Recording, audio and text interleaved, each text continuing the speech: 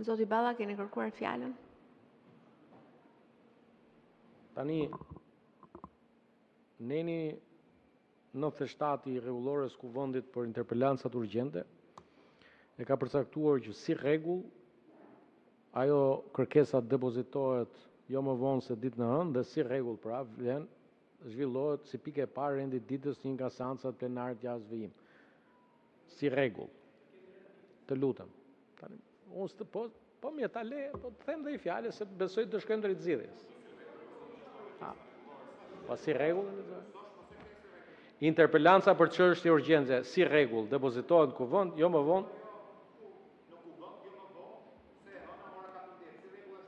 Po këtu më ja, po na lexoje. Merë.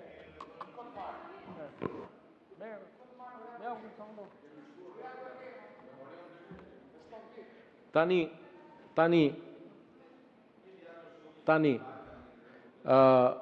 bëjmë një mirëkuptim, vazhdojmë me interpelancën tjetër derisa të vi ministri, që të mos ndërpritet puna e kuvendit. Dakord? Vazhdojmë.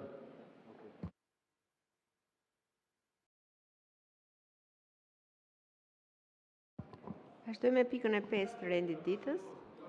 Interpelancë. Keni fjalën tani për interpelancën. Interpelancë me Kryeministrin e Republikës Shqipërisë, zotin Edi Rama, kërkuar nga deputetët Agron Shehaj dhe Erald Kapri. Interpelanca kërkohet në përputhje me nenin 810 të Kushtetutës dhe nenin 96 rregullores kuvendit. Qëllimi i saj është të jepen informacione dhe shpjegime lidhur me koncesionin për projektimin, ndërtimin, operimin, mirëmbajtjen dhe transferimin e aksit rrugor Thuman-Vor-Kashar.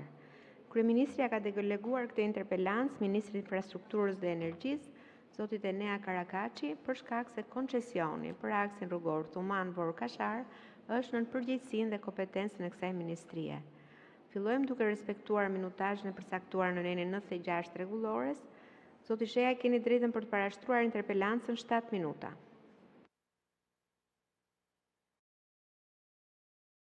Sepse tani duke patur parasysh se si respektoj rregullorja në të kuvend, duhet të falenderoj, sepse dhe mund mos ma jepnit. Unë nuk e kuptoj se si në këtë kuvend ndryshon rendi ditës pa asnjë lloj problemi. Kjo është çmenduri. Si mund të hiqet një interpelancë, të thuhet do ta shtym nga java tjetër se kështu i doli një punë ministrit. Por ju e kuptoni që ju nuk zgjidheni nga qytetarët. Një ministër nuk ka punë tjetër më të rëndësishme sa të vi këtu në parlament dhe të japi llogari. Si mund të ndryshohet rendi ditës në farë mënyre? Kjo është çmenduri. Vetëm ju mund ta bëni një gjë të tillë. Po nëse kjo nuk është asgjë në krahasim me çfarë po u bëni qytetarëve shqiptar, nuk ka asnjë diskutim. Tani shkojmë tek arsyeja pse kam kërkuar të interpelancë. 2 vjet e gjysmë. 2 vjet e gjysmë, zoti ministër. Para 2 vjet e gjysmë nuk e di ku ishit ju, po mendoj se do keni qenë ndonjë drejtor, besoj, se këtu të gjithë drejtora jeni. Do keni qenë drejtor dhe asu kalonte në përmendje që për interpelancën që kisha bërë unë atë kohë, do vinit ju këtu të jepnit llogari. Po ja që ju zuri, në fakt ju nuk keni, ju personalisht nuk besoj se keni përgjegjësi, por duhet të vini të jepni llogari. Duhet të vini të jepni llogari për Edi Ramën, për Belinda Ballukun dhe për të gjithë ata që kanë mbjedhur qytetarët shqiptarë. Nëse ka një skandal që shpjegon se si po i vidhni qytetarët shqiptarë, ky është Thuman-Kashar. Koncesioni Thuman-Kashar është manuali i vjedhjes. Po jo vetëm manuali i vjedhjes, po është manuali i vjedhjes pa pik turpi, pa e fshehur fare, aptas. Fare. Pa asnjë problem. Se njerëzit nuk e din. T'ja kujtojmë një sekond se si vodhët 1.3 miliardë euro me ushtarin tuaj. Si arritëm te kjo pikë, se njerëzit tani shikojnë Belinda Balluku e akuzuar për tenderin, Belinda Balluku e akuzuar për korrupsion. Si arritëm ne këtu? Shumë shkurt se në 2018-ën vjen një propozim i pakërkuar, se kishte koha kur kishit shpikur propozimet e pakërkuara. Rastësisht vin nga Ulaj. nga një nga oligarkët tuaj që pastaj zbulojmë që është një ushtarë tuaj. Në 2018 dhe rastësisht tenderin për të cilin ky bën propozimin për të rrugën Thuman Kashar e fiton pikërisht Ulaj, ushtari juaj. Por çfarë ndodh? Në 2019 plas skandali HD Albania. Ju kujtohet? Është skandali unazës madhe, ku praktikisht njerëz të lidhur me Ulajn krijojnë një kompani offshore dhe nëpërmjet asaj kompanie offshore fiton një tender prej 10 miliona euro. Skandal i madh. Nuk e fshini dot. Ktheni pas, thoni shpejt i heqim çka ka ndodhur, zëre se s'bëm asgjë për ta mbyllur dhe e mbyllni se s'kishte drejtësi në atë kohë. Ishte akoma në formim drejtësia. Ju mund të bëni çfarë donit. Pandëshkueshmëria në këtë vend vazhdonte dhe ju nuk e kalonit në përmendje që mund të vinte një ditë që t'jepni llogari, po ja që erdhi dita. Dhe çfarë bëni? Ulaj në atë kohë nuk mund t'ja jepni Ulaj, se kapët duke vjedhur, nuk ja jepni dot Gener Dyshit. Anulloni tenderin, dhe thoni nuk e bëjmë, nuk ta japim dot të tender. Fillojnë gjyqet dhe rastësisht gjyqin kush e fiton? E fiton shteti shqiptar? Jo. E fiton Ulaj. Pavarësisht e ministria del dhe thot që do të anullojmë sepse na kushton më pak ta bëjmë me fondet tona, tenderi ishte fituar me pak a shumë me 225 milion euro, na doli që me fondet publike mund të ndërtojë me 162 milion euro. Kjo ishte arsyeja që përdorte shteti shqiptar, qeveria shqiptare për anullimin e atij tenderit. Pavarësisht kësaj, gjyqin e fiton Ulaj, e fiton Gener Dyshi. Tenderi që ishte fituar në 2018, që duhet saktësuar, ishte për 13 vjet, vlera 225 milion euro, dhe parat do paguheshin me këste nga buxheti i shtetit, nga shteti shqiptar. Pasi fiton gjyqin Gener Dyshi dhe Ulaj, mos harrojmë që ka dhe një detaj shumë të rëndësishëm që qeveria shqiptare dhe për këtë dua një përgjigje nga ju, zoti ministër, qeveria shqiptare nuk e apelon në gjykatën e lartë vendimin e marrë, do kuptojmë më vonë pastaj pse nuk e ka apeluar. Në 2021-shin Generi fiton gjyqin dhe në 2022-shin fillon loja prap. Po ju çfarë bëni? Nuk kapni një tender tjetër. Ju i jepni ndërtimin e rrugës në koncesion, por jo me kërkesat mbi të cilat ai kishte fituar garën fiktive, se ishte një garë fiktive, por prap formalisht e kishit bërë, sa për sy e faqe, sa për të mos shkuar në burg. Dakor? Ju nga 13 vjet e bëni 35 vjet.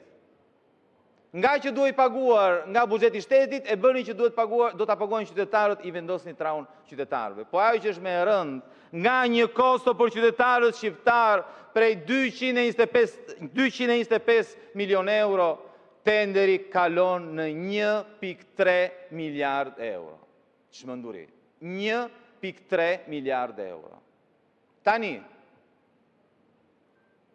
pyetja ime është, si është e mundur që bëni një garë dhe një tender për ndërtimin për 13 vjet dhe me një vlerë për 225 milion euro dhe pastaj nënshkruani një kontratë me Gener Dyshin me Ulajn për 35 vjet koncesion dhe për një vlerë prej 1.3 miliard euro. Ore, nga burgu nuk keni fare frikë? Nuk keni frikë se shkoni në burg? Si mund të vidhni haptas në të farë mënyra? Faleminderit.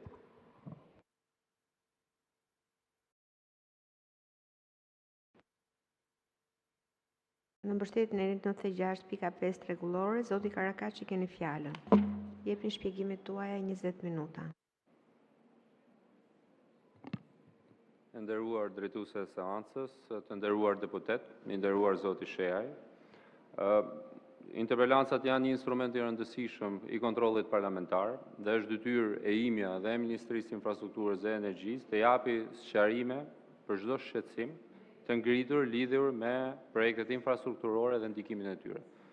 Patjetër vi këtu me përgjegjësi për të dhënë përgjigje për pyetjet e juaja. Konstatoj që ndërmjet referimeve të juaja ka pasaktësi, por kjo është marrëdhënia juaj me koncesionarin dhe marrëdhënia juaj që doni të ndërdoni me koncesionarin. Unë nuk jam këtu për të përgjigjur për çdo lloj gjobe që mund të vendoset ndaj çdo kujt. Gjithsesi, unë dua të sqaroj në përgjegjësinë time të plot që autostrada Thuman-Kashar është një aks kombëtar i rëndësishëm. Madje do thoja pjesë e një nga pjesët më të rëndësishme të korridorit Adriatiko-Jonian dhe që bën ndërlidhjen rajonale me integrimin evropian të Ballkanit Perëndimor. Por jo vetëm, ka edhe karakter të rëndësishëm kombëtar, pasi ndërlidh pjesën e veriut të Shqipërisë me pjesët e qendrës dhe rajonet e tjera të Shqipërisë. Është një nyje shumë e rëndësishme tranziti, në fakt, që si thua është një edhe lajm i mirë fakti që është ndërtuar në kohë, është në operim dhe tashmë ka bërë dhe një shfryerje të trafikut ndërmjet veriut dhe qendrës së Shqipërisë. Për sa i përket pyetjeve tuaja, dua të theksoj faktin se investimi total i koncesionarit, i cili përfshin ndërtimin, mirëmarrjen e rutinë dhe atë të thelluar, kostot operative, interesat bankar, pagesën e TVSH-s, si dhe tatim fitimin që do derdhet në buxhetin e shtetit, është për llogaritur në rreth 1 miliard euro për gjatë gjithë periudhës së kontratës. Kjo është kostoja e kontratës. Ndërkohë, të ardhurat e pritshme nga operimi i këtij aksi janë vlerësuar në rreth 1.3 miliard euro për një periudhë 35 vjeçare. Në gjitha udhëzueset dhe praktikat më të mira të publikuara dhe nga banka botërore, parashikohet që në projektet e autostradave me koncesion afatgjatë siç është ky, të ardhurat totale duhet të jenë rreth 1.5 herë më të larta se vlera totale e investimit për gjatë gjithë jetës së kontratës. Kjo sepse patjetër koncesionari nuk mbulon vetëm ndërtimin fillestar, por ka edhe mirëmbajtjen rutinë, operacionalitetin e kontratës dhe mirëmbajtjen e thelluar që bëhet pas viteve të kontratës. Dhe po ashtu riskun e trafikut dhe menaxhimin e aksit për dekada. Në këtë kuadër, raporti investim-fitim për projektin në fjalë konsiderohet brenda parametrave ndërkombëtar për projekte të kësaj natyre. Doja të ndalesha pak për sa i përket çështjes së afatit. Ju me të drejtë theksoni faktin që kontrata iniciuar në vitin 2018 kishte një afat 13 vjeçar. Kishte një afat 13 vjeçar sepse ishte në formën e partneritetit publik-privat. Sepse parashikonte që vlera prej 225 milion euro, që është kostoja e ndërtimit të rrugës, bashkë me fitimin për katës që duhet të merrte koncesionari, do paguhej nga buxheti i shtetit. Dhe jo vetëm aq, pra do paguhej nga buxheti i shtetit, do thotë që do paguhej nga taksapaguesit, edhe taksapaguesit që nuk e paguajnë fare atë, që nuk e përdorin fare atë rrugë. Po është vërtet që projekti u anullua, po është vërtet që shkoi në gjykatë. Dua të theksoj faktin që në gjykatë shkallës parë u fitua nga ministria dhe në gjykatën e apelit u fitua nga koncesionari. U bë një vlerësim ligjor mbi modalitetet se si mund të ecej mbi bazë të vendimit të gjykatës apelit, i cili ishte i formës prerë dhe i zbatueshëm menjëherë, dhe u gjet modaliteti për të kaluar gjithë riskun e ndërtimit dhe menaxhimit tek koncesionari, duke qenë se në buxhetin e shtetit nuk ishte parashikuar tashmë vlera totale e ndërtimit të projektit. Modeli aktual është një koncesion i pastër, siç e referova. Investimi financohet tërësisht nga koncesionari dhe shteti shqiptar nuk paguan për ndërtimin e veprës ashtu siç ishte në projektin e mëparshëm. Dhe prandaj dhe ka dhe një angazhim të shtetit që kufizohet vetëm për një garanci trafiku për 8 vitet e para me një vlerë maksimale për 22.8 milion euro. Sigurisht, duke qenë se kaloi modeli i koncesionimit nga pagesa nga buxheti i shtetit në riskun total të ndërtimit me fondet e veta, të operimit të tij dhe të mirëmarrjes totale, si të mirëmarrjes rutinore, po ashtu dhe mirëmarrjes të thelluar, është krejtësisht e arsyeshme që në bazë të ligjit koncesionimi të jetë 35 vite, në mënyrë që investimi të jetë ekonomikisht i realizueshëm dhe të garantohet kthimi i kapitalit. Siç e referova, kjo vepër tashmë është funksionale dhe është operacionale për gjithë banorët e atyre zonave që e përdorin. Dhe për më tepër që edhe modeli është më i drejtë dhe korrekt, pasi paguajnë për rrugën vetëm ata që e përdorin. Nuk ka asnjë arsye tashmë që ta paguajnë gjithë qytetarët, edhe ato që nuk e paguajnë rrugën, sepse në fund të ditës parat do ishin nga buxheti i shtetit. Siç e sqarova, Dhe dua edhe të theksoj faktin që edhe kontratat për segmentet e tjera të korridorit blu do të ndjekin të njëjtin model koncesionar, i cili synon të minimizojë barrën financiare për buxhetin e shtetit, duke garantuar njëkohësisht ndërtimin e infrastrukturës strategjike sipas standardeve europiane. Në përfundim, dua të theksoj faktin që duhet edhe të përmendim që aksi Thuman-Kashar është autostrada e parë e kategorisë A në vend. Përvarëson një investim me rëndësi të veçantë për infrastrukturën kombëtare dhe bërë ndërlidhjen brenda vendit, po ashtu dhe me korridoret rajonale dhe europiane të transportit. Qëllimi ynë ka qenë dhe mbetet ndërtimi i një infrastrukture moderne, funksionale dhe të sigurt, duke respektuar standardet teknike dhe kërkesat e sigurisë rrugore, dhe duke mundësuar akses më të mirë, lëvizje më të shpejtë dhe ndikim pozitiv në zhvillimin ekonomik të vendit. Faleminderit. Faleminderit zoti Karakashi. Zoti Sheaj, në mbështetjet në 96.5 rregullores. Keni kohën tuaj lidhur me përgjigjen 15 minuta. Nga ta fillosh, në fakt, nga ta fillosh, doli ministri dhe na shpjegoi që nuk është ashtu siç mendojmë ne. Nuk fiton 1,3 miliard euro. Ai do fitoj shumë pak, thot ministri, sepse thot do investoj 1 miliard dhe pastaj do marr 1,3 miliard. Kështu që nuk fiton kushtet se çfarë. Po ti praktikisht ju zoti ministër po thoni që do na vi keq ne.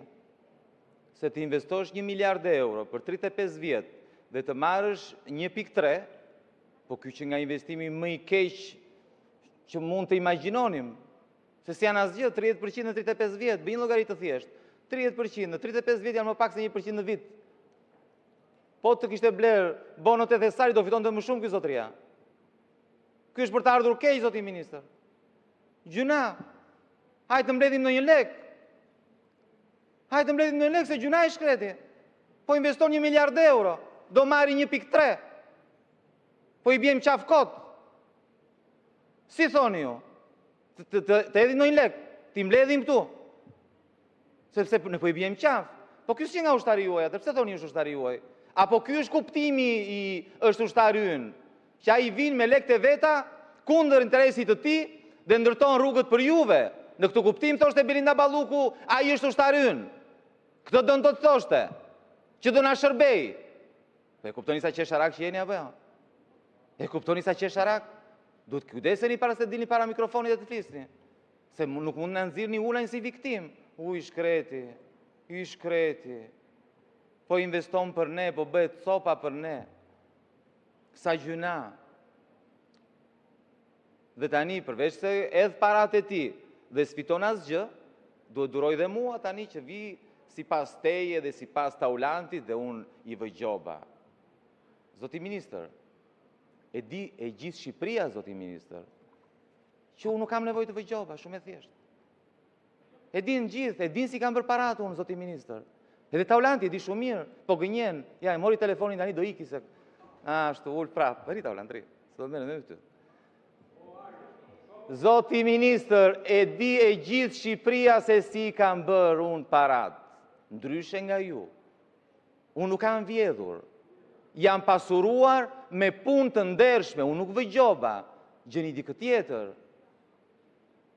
Taulanti po, aj se kam një histori taulant, se na doli kemi një të përbashkë, taulant, hajde. Hajde taulant, mosik, op telefoni, mosik taulant. Hajde të tregoj një histori të dzenja taulant, hajde, atje ku vete ti. Hajde taulant, iku taulant, i ka frik. Pra do të tregoj të gjej njerëzit taulant, të dzenja taulant. Tani, e kuptoni sa qesharak që jeni? E kuptoni tani pse njerëzit kanë ndale, kanë mbushur sheshet? Sepse jeni bërë qesharak. Sepse po i vidhni pa pikturpi. Vin tani dhe mbron një koncesion korruptiv. Ka dal vetë ajo, ka thënë, ka dal në përgjime. Është ushtari ynë, është ushtari ynë. Ato parat që ja kemi dhënë, do na e kthej.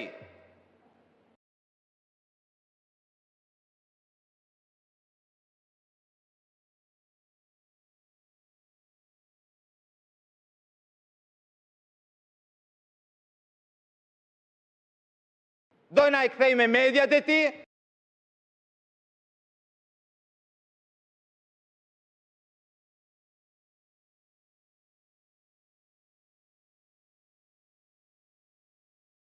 Sheshet, pse nuk ka të ndaluar, protesta vazhdon, rritet çdo ditë. Kjo është arsyeja. Dhe na dilni këtu tani, na del Bido. O Bido, po çfarë bën kështu më Bido? Po çfarë bën kështu më Bido?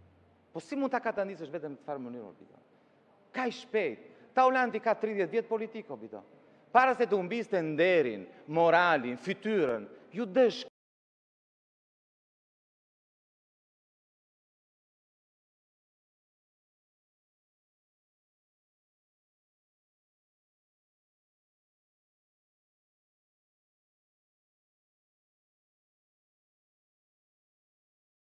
po si... Po nuk është ka që thjesht, o Bido. Ti je një drejtor i vogël, Bido. Do duhet kohë. Ha, qa ka bërë Taulant Balla për të vajtur atje ku është. Nuk mjafton të dalësh kundër protestuesve. Le që ke gjetur momentin e gabuar njerë. Se kjo është një anije që po zhytet, po mbytet, dhe do mbyteni gjithë bashk. Tani, Bido, unë kam qënë, ta tregoj unë, Bido, ta tregoj unë, se pa fytyrësia atë, nuk ka limit. Atëherë, ta them unë, se çdo ditë del dhe na sulmon, çdo ditë del dhe sulmon protestuesit. Bido, që ta dish, Bido, se duhet të mësosh pak nga Taulanti, se Taulanti gënjen më mirë se ty. Taulanti hape Facebook-un, Bido, dhe lëri sharit, mos shko sharit, se si shajnë ty, por shiko datat. Vetëm për rastin e Zvërnecit. Shiko datat, Bido, se nuk mund të gënjesh ata, se del, janë aty. Është një media që nuk kontrolloni dot, se po të ishte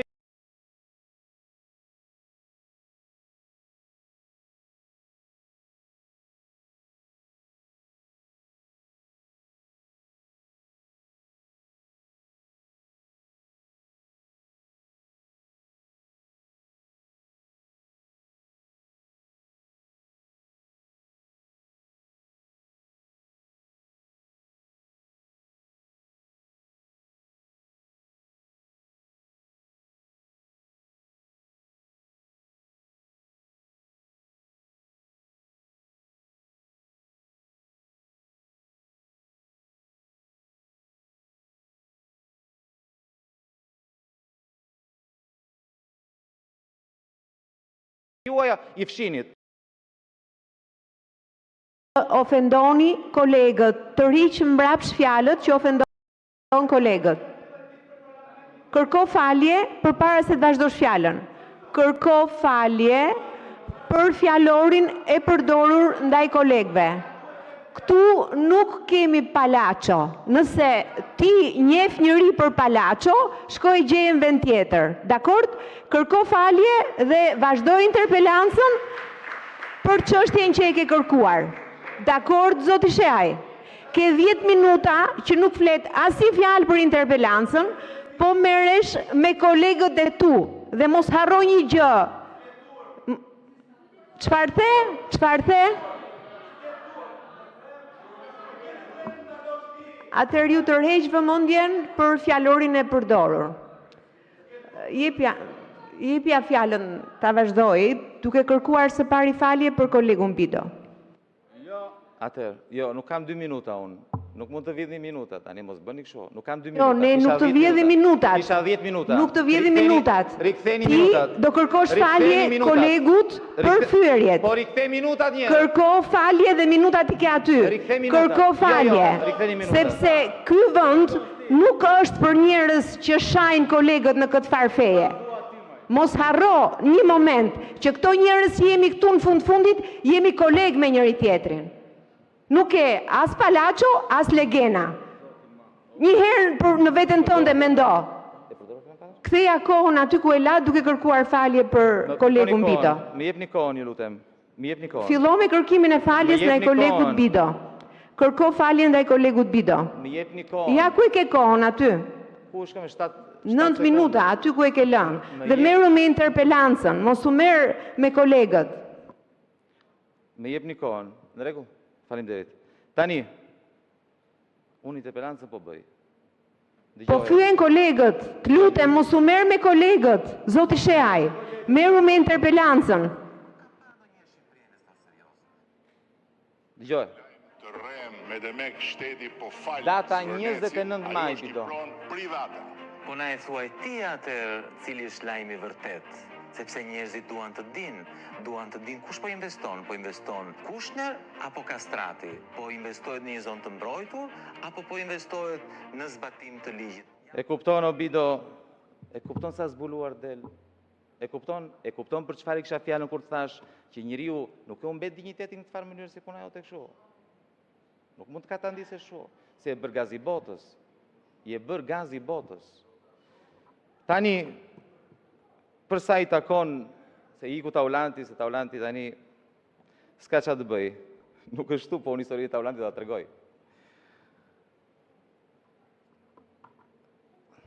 Sepse Taulanti ka frikë, po ju keni gjithë frikë në fakt.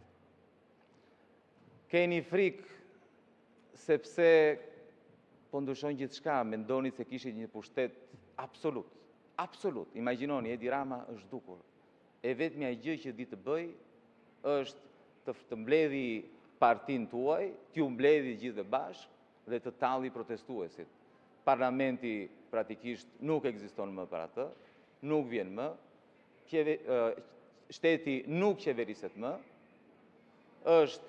Shqipëria ka marrë vëmendjen e gjithë botës, e gjithë bota flet për protestat në Tiranë, për protestat në Shqipëri, për protestat e qytetarëve shqiptarë.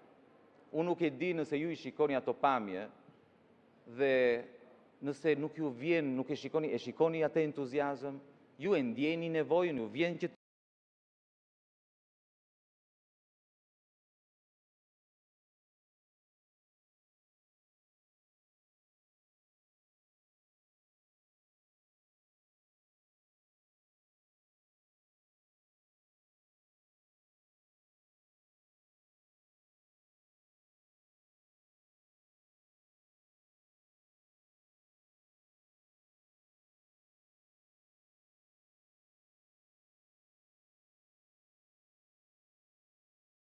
jeni dhe ju aty.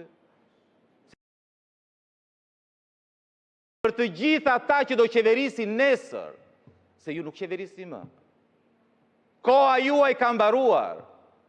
Protesta e tyre vlen për të gjithë ata që mendojnë se do ulen atë karige dhe do mund të bëjnë çfarë ju doj qefi.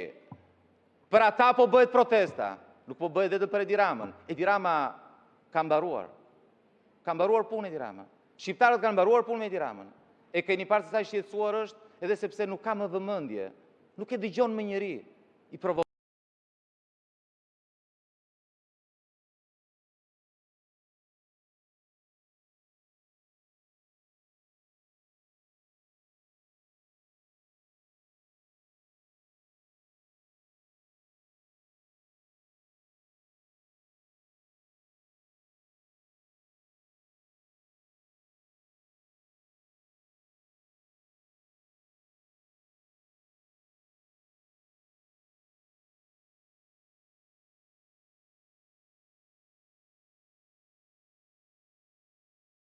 kon ata, jo jeni kështu.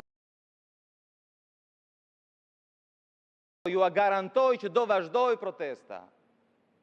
Dhe nuk e di se ku do na çojë kjo protest. Frustracioni i atyre që protestojnë dhe ju që injoroni, ku do shkoj, çfarë do ndodh? Do vinë këtu një ditë.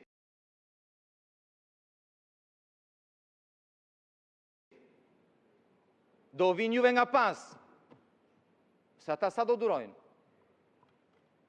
Ndërkohë që kaluam këtu në parlament, donin të hynin në parlament. Po janë qytetarë. Janë qytetarë. Janë qytetarë. Dhe po sillen si qytetarë. Kurse ju jeni të korruptuar. Dhe po silleni si të korruptuar. Çfarë bën i korruptuari? I korruptuari vazhdon e vjedh dhe nuk pyet. Korrupsion më të madh se Thuman Kashar nuk ka. Kjo qeveri dhe ministri që erdhi këtu, të cilin e dërgoi Belinda Balluku, se Belinda Balluku për një 2 vjet e gjysmë e shmangu interpelancën. S'kisha të thoshte. E shmangu interpelancën. Ministri këtu nuk është ministër, ai nuk e pyet asnjë. Atë e ka vendosur aty Belinda Balluku. Jo vetëm atë, si shumë nga ju të tjerëve këtu, edhe shumë ministrë të tjerë aty. Ju vazhdoni të drejtojni nga një korruptuar. Do vi kërkesa, nuk e di nëse ka ardhur kërkesa për arrestimin pas kërkesës, pas akuzave për korrupsion. Ja, i dëgjon deputetët e Belinda Ballukut që mbrojnë korrupsionin. Ju duhet shumë punë të arrini në nivelin e Bidos, ju duhet shumë punë, duhet shumë punë. Bido i qanë, ju nuk e bëni do taj shumë. Bido i qanë. Juve mendoni se a odhët. Ky është një parlament që kemi 4 orë që flasim. Ne ignorojmë çfarë po ndodh jashtë. Ne ignorojmë se çfarë do ndodhi në orën 6. Në orën 6 do dalim prapë në shesh. Duan kokën tuaj. Duan të zhdukin o shumë e thjeshtë. Nuk duan të shohin më me sy. Janë të neveritur nga ju, nga fjalimet tuaja, nga mbrojtja juaj, nga si mbroni Belinda Ballukun, nga si mbroni Erion Veliajn. Ju ka ardhur majtë undës. Dhe dalin çdo ditë. Ju ignorojni. Ju ignorojni. Ata prapa aty do jenë. Keq e më keq, gjithmonë e më shumë. Gjithmonë e më shumë. Na thot ministri pastaj se kjo është e çështë. Mos u bëni merak, thot se e rregulluam koncesionin. Duhet të paguante shteti koncesion.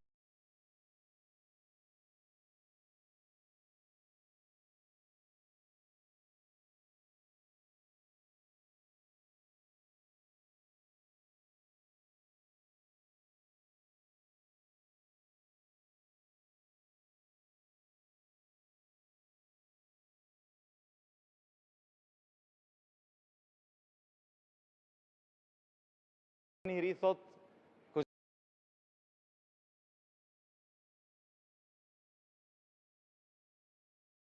taksat e shqiptarëve u avidh një parat direkt nga xhepi. Këtë doni të thoshit.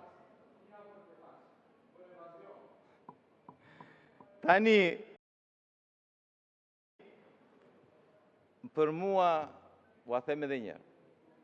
Për mua mund të gërmoni, të kërkoni sa të doni. Pronat i kam të pastra, pjesën më të madhe kam jashtë shtetit, nuk kam as një pronë, as në mal, as në det. Kam paguar taksat kokër më kokër, zoti ministër, po Bido, e di që, më falë, se Bido që kërkon grekët, e di që ti e grek? Jo, më falë, ore Bido, më falë, Bido që kërkon të grekët, e di që ti e grek. Jo më thjesht ishte një kuriozitet se Bido donte, apo ti nuk veten proteste, ti nuk quhesh. Tani, jo vetëm që e mbrojti koncesionin, po pa gjë të keqe tha edhe, po ne kështu do bëjmë, tha tani kemi bërë të koncesion, edhe të tjerët çdo i bëjmë. Dhe na njoftoi që përveç të koncesioni do kemi dhe koncesione tjera, po me të njëjtin marifet. Marifeti është që shteti shqiptar s'do paguajë asgjë dhe oligarku i radhës, ushtari i radhës do na ndërtojë rrugën dhe ne do ta kemi falas, zgjidhje jashtëzakonshme. Ju jeni gjeni. Ju nuk jeni për qeverinë e Shqipërisë, ju jeni gjeni, jeni të jashtëzakonshëm. Pse merreni me, unë nuk kuptoj. Nëse jeni kaq të Zot, po shkoni në privat, se në privat mund të bëni para dhe ato para nuk keni nevojë t'i fshini. Mund të bëni para të ndershme, mund të fitoni para në mënyrë të ndershme. Nëse jeni kaq të Zot, zoti ministër, nëse ti je kaq i Zoti, sa mund të ndërtosh një rrugë prej 100 miliona eurosh dhe se paguan askush, ti je i papar. Shkon në privat, mund të bësh para, edhe nuk ke nevojë të fshihesh pastaj. Jo si taulanti, që pastaj duhet jeti kujdesshëm se shikojnë ku bën pushimet, si vishet, çfarë makine ka, se i vjen turp.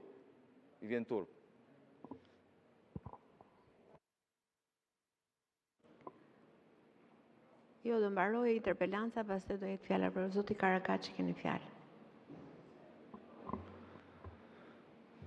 Zoti Shejaj, faleminderit. E para një herë, dhe ta nisja që unë s'të thash që ti po ve gjop, Unë nuk e kuptoj pse e more në atë mënyrë. E shikoj, e folja, më kene 20 minuta që flet. E para herë s'thash që të jetë të vu gjop, unë thash gjë tjetër, po pse morave pse e more në atë mënyrë, nuk e di pse çkon menja të gjoba, problemi jot. Një, e dyta, unë vi me si të gjithë personalitetin tim këtu, për me të dhënë ty sqarime, dhe jo vetëm ty, kujdo deputeti këtu sqarime për çfarë do pyetje që mund të keni. Është fatkeqësi në fakt se unë isha përgatitur që me fol sa euro për kilometër, sa euro cent për kilometër është tolli etj. Po gjitha këto shqetësime ti nuk i ke. Se ke shqetësime që dalësh të flasësh ato gjërat e Facebookut. Kret në rregull, nuk kam problem me atë gjë. Po shqetësim me rrugën nuk ke, se po të kishe shqetësim me rrugën, ishi i gatshëm me bë interpelancë me ty. Pra, modeli koncesionar, tash euro për kilometër tolli, sa ka modele tjera, si është modeli bërë, po ty nuk të shqetëson kjo gjëja. Ty të shqetëson me bë Facebook. Okej, nuk ka problem fare, unë jam i gatshëm, nëse ke përsëri ndonjëherë dëshirë për me fol me vërtet për çështjen në fjalë, jam i gatshëm për me fol. Nuk kam që të them gjë tjetër, përveç se fakti që nëse ty s'të duket biznes, puna jote, nuk është se ne në ministri kujdesemi që tani bën atë duket ty biznes rruga, atë duket ty biznes i mirë rruga apo jo. Me pyetje për vlerën e projektit, të thash, kostoja e projektit në bazë të dokumentave zyrtare të paraqitur nga koncesionari është 1 miliard euro. Për 35 vite, se nuk është për një ditë atë që hidhet. Dhe po ashtu të ardhurat për 35 vite janë 1.3 miliard euro.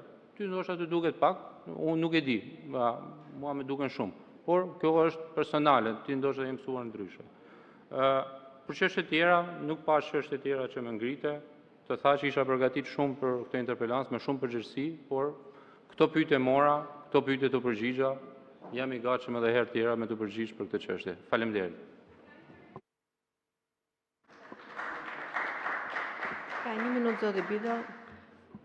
Zoti Shea, i keni fjalën për të marrë me kolegët, 3 minuta. Do keni kohë të përgjigjen, ose mirë mendjen. Atëherë, e para, i thash zotrisë, nuk kam gjë unë me faktin që zotria është edhe grek. Nuk kam asgjë. Fare, zero. Thjesht thash që me që Bido kërkon grekët. Vazhdoni, keni kohën për të marrë me kolegët, me qenë se keni kërkuar interpelancë. Keni kërkuar interpelancë me ministrin e infrastrukturës dhe keni 25 minuta që merreni me kolegët. 25 minuta që merreni me kolegët dhe ky është qëllimi i interpelancave që kërkoni ju. Vetëm të merreni për të intimiduar dhe për të ofenduar kolegët tuaj. Ky është qëllimi juaj. Unë, qëfar them unë dhe qëfar bëj unë dhe që ju një shqetësuar? Jam e shqetësuar sepse ju duhet zbatoni rregulloren. Dhe në rregullore është e shkruar e zeza mbi të bardhë që ju duhet të zbatoni ato që kërkoni. Dhe kërkesa juaj ishte për Thuman Kashar. Nuk ishte për t'u marrë me kolegët e parlamentit. Ka mundësi të merreni me projektin? Vetëm kaq po ju kërkoj, zbatoni rregulloren. 20 minuta u morët vetëm me ofeza ndaj kolegëve. Dhe siç e morët përgjigjen e ministrit, ishte i përgatitur për t'ju përgjigjur kësaj interpelance. Por në fakt ju vini për të bërë filmin e radhës, zoti Sheaj. Filmi i radhës i juaj është i gabuar, zoti Sheaj, se nuk mund të merresh me kolegët, po këtë gjë do ta kuptoni. Do ta kuptoni, po ndoshta e kuptoni pak me vonesë. Mos u shqetësoni, zonja kryetare, se çfarë u bëj unë këtyre nuk është asgjë. Po është turp, më është turp, po zoti Shea, është turp çai bën ti kolegëve. E kupton? Nuk është e ishme. Nuk ka parlament në Europë që të ndodhi kjo gjë. Atëherë, edhe një herë, më jepni kohën se ma angrët kohën e morët, ma vodhët kohën, pa hajde jeni mësuar më keq. Atëherë e përsëris edhe një herë. Çfarë ju bëj unë këtyre nuk është asgjë në krahasim me çfarë i kanë bërë këta qytetarëve shqiptar për këto 35 vjet. Për këtë jeni e bindur. Dhe mos u shqetësoni për ministrin e shkret që ishte përgatitur dhe unë nuk i bëra pyetjet sa është kosto për kilometër apo sa është për metër. Mos u shqetësoni. Mos u shqetësoni. Vjen ministri e thot, unë vi këtu, thot me personalitetin tim t'ja përgjigje dhe ti thot nuk më bën pyetjet e duhura. Po nuk e vendos ti se për çfarë do pyes unë. Nuk e vendos ti se çfarë do them unë. Ti ke ardhur këtu për të mbrojtur një nga skandalet korruptive më të mëdhaja të Shqipërisë në këto 35 vjet. E thot Belinda Balluku, e ke dëgjuar apo jo? E ke dëgjuar Belinda Ballukun që thot, po i bëjmë derin e jetës Bashkimulajt me këtë koncesion. Mos na bëj si ndershëm tani. Se ti e di shumë mirë që në ato përgjime edhe ti. Ti e di shumë mirë që spaku po merret edhe me ty. Kështu që mos na bëj viktimën tani. Mos na bëj viktimën, se viktima janë ata që dalin dhe protestojnë kundër jush. Nuk jeni ju. Ju nuk jeni viktima. Ju jeni dhunues. Ju i keni marrë shpirtin qytetarëve shqiptar në 35 vjet. Keni larguar 1 milion shqiptar nga ky vend. Na vini na thoni tani, unë thot personalitet i madh, lash punët e mia thot edhe erdha këtu. Ti përgjigjem opozitës. Se çfarë do bësh ti? Se çfarë duhet të bësh ti? Të hoqja nga një takim me Belinda Ballukun, ishte në takim me Belindën.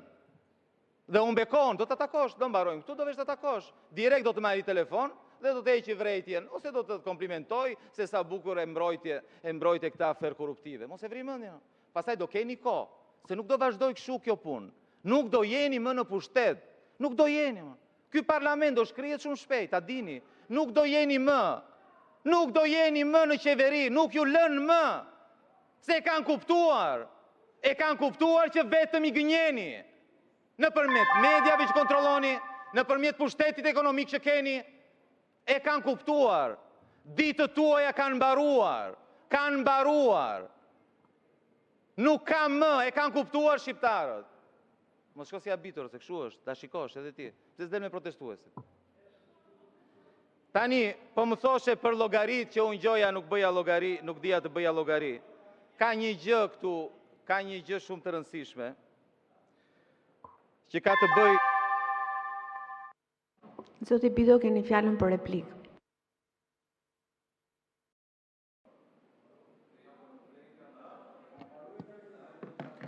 Erdhi çasti që të heqim